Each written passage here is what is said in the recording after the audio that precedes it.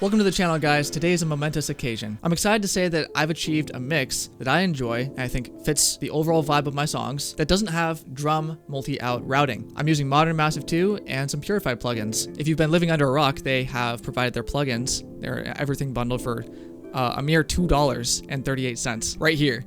Check this out. It's full of 2 compressors, EQs. I'm not sponsored or anything. I just downloaded the plugin like everybody else for $2.38. And it's incredible. Like I said, there's no routing on these drums. That really saves so much time for me. I've never been able to do that with any other drum kit besides for Modern Massive 2.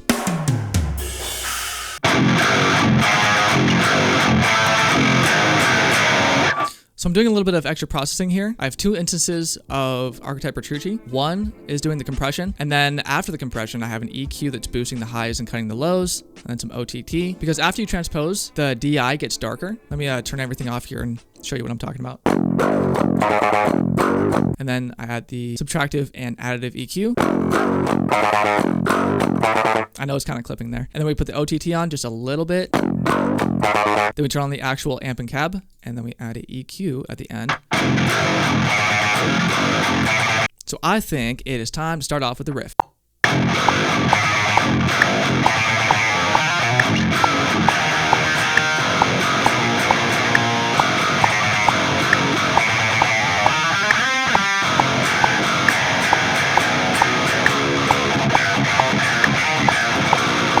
Okay, got a little off time there, but that's kind of like the gist of the riff I want to build today. I think today is a good day to bring out the keyboard. Some old MIDI drumming.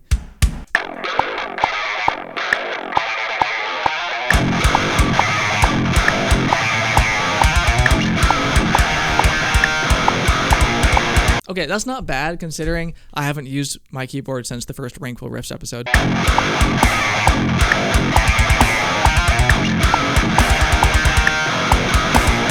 Very nice. Let's add some cymbals. Oh my god, I'm just drawing in notes. What the? Oh, that's crazy. You can just draw in notes. I had no idea you could do that in Reaper.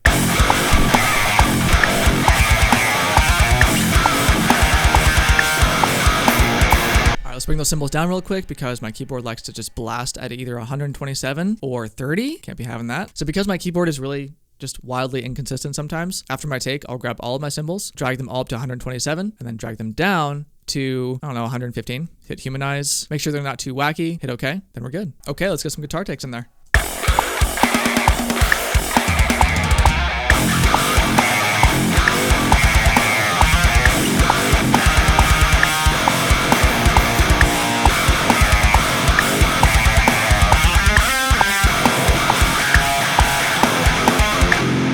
Sweet, sweet. Everything up to the little was sick. Let's just chop that in there real quick. I have no idea what band this riff reminds me of. Leave it down in the comments if you know what band this sounds like. It sounds like a band that I know. I just can't put my finger on it. All right, right guitar time.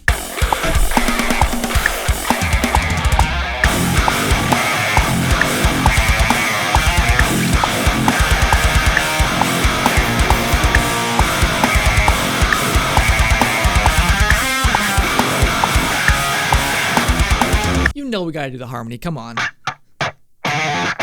Immediately forgets the fucking harmony. I just played it 2 seconds ago.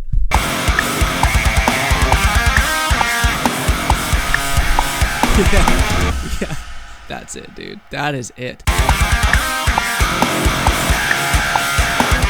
What about a 7th harmony there? That sounds so good. If I was on time, it'd sound even better.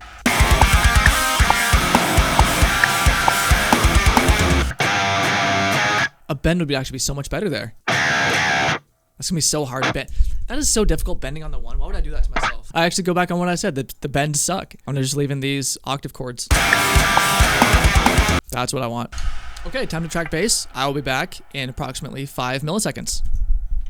Oh, and by the way, if you're not splitting your bass between high and low, you're just not doing metal bass right. I finally broke down and did it for this session, and I'm never not going to split my bass again.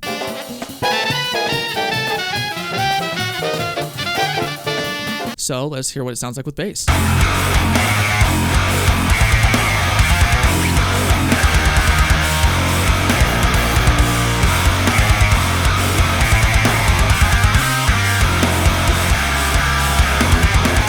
Okay, let's add like an ambient lead line.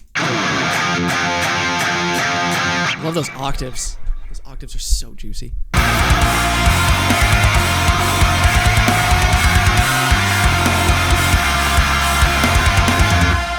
Sweet, turn that down by 6 decibels and we are good to go. 2 hours later. Sorry lads, I took a quick glizzy break, but we're back now and I have the next riff for you. I feel so much more energetic with the glizzy in me, and I'm not even lying. I forgot I didn't even have lunch today.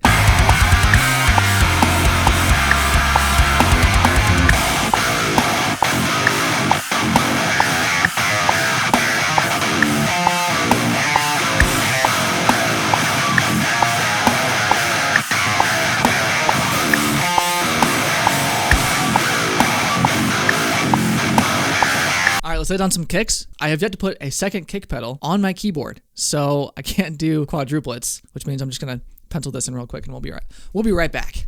Okay, sweet. The drums are programmed. Time for some guitars. This riff is so freaking sick, dude.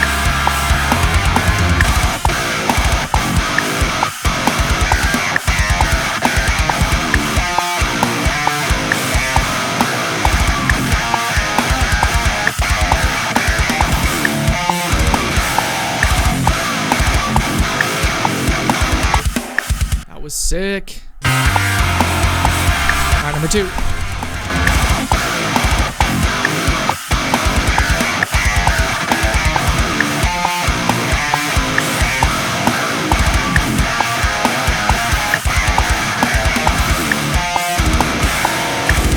Okay, that sounds actually a lot better than I thought I was going to. I thought that was going to be shit. I really expected that to be garbage. So I guess we can just move on to the second half of the riff, which is exactly the same, except all the notes are now being held open.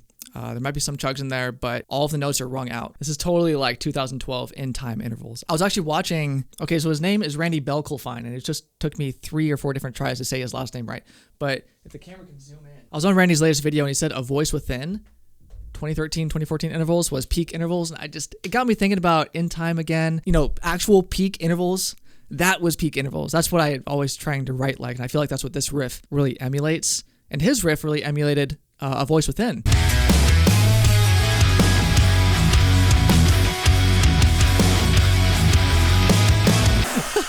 After that small monologue there, I come back to this riff and it's already blowing me away. I took like an extra couple minutes off screen to get this riff right because I just love this style. And I knew that if I took that time, I'd get this riff right. And it feels awesome. So what we can do right now is, I was imagining like a clean lead now. So let's duplicate our lead track, turn it into a clean lead.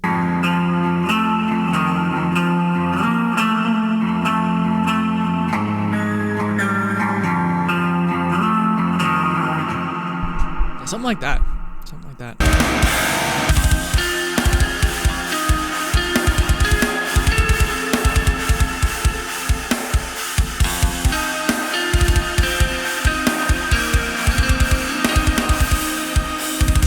Okay, the clean guitar is done. Let us move on to the second half of this riff.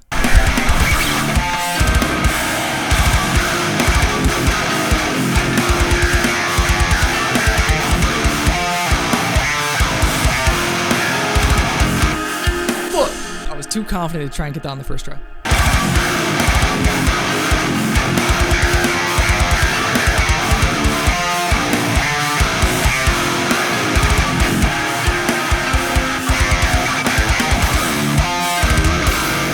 Right up to the end. We're right up to the end.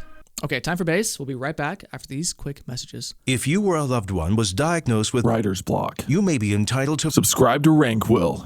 Boom, bass is tracked. Welcome back. Let's have our final listen through.